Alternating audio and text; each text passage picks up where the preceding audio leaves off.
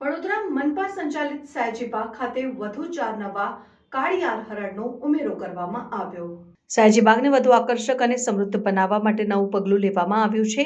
સયાજી બાગમાં વધુ 4 કોળિયાર હરણનો ઉમેરો કરવામાં આવ્યો છે, જે એકતાનગર સ્થિત પ્રાણી સંગ્રહાલયમાંથી એનિમલ એક્સચેન્જ પ્રોગ્રામના ભાગરૂપે લાવવામાં આવ્યા છે।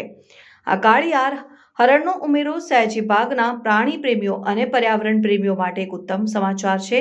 સયાજી બાગ હવે વધુ આકર્ષક બનશે અને લોકો માટે નવા પર્યટન કેન્દ્ર તરીકે ઉભરી આવશે। પ્રાણી સંગ્રહાલયના અધિકારીઓએ જણાવ્યું કે આ કોળિયાર હરણને સયાજી બાગમાં લાવવાનો મુખ્ય ઉદ્દેશ પ્રાણીય ગુણવત્તાને સુધારવા અને વિઝિટર્સ માટે વધુ પ્રાણી પ્રકારો પ્રદાન કરવાનો છે। આ કાળિયાર હરણને સ્વાગત કરવાની તૈયારીઓ સયાજી બાગના કર્મચારીઓએ ઉત્સાહપૂર્વક કરી છે। હરણને માટે અનુકૂળ પરિસ્થિતિઓનું નિર્માણ કરવામાં આવ્યું છે, જેથી તે નવા પર્યાવરણમાં યોગ્ય રીતે બંધાય અને આ પ્રાણીઓને નવી જગ્યામાં સ્થિર કરવા માટે તાકીદના ઉપાય અને સેવા હાથ ધરવામાં આવી છે। સયાજી બાગના વિઝિટર્સ માટે આ નવા કાળિયાર હરણ દર્શનનું ધ્યાન ખેંચી શકે છે અને શિક્ષણ તેમજ મનોરંજનનું સુખ પ્રદાન કરી શકે છે।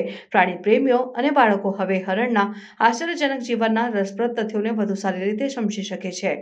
વડોદરા મનપા સંચાલિત સયાજી બાગ માટે કાળિયાર હરણનો ઉમેરો એક સકારાત્મક પગલું છે, જેનો નાગરિકો અને પર્યટકો માટે મનોરંજન અને જ્ઞાનના સ્ત્રોત રૂપે ઉપયોગ થશે।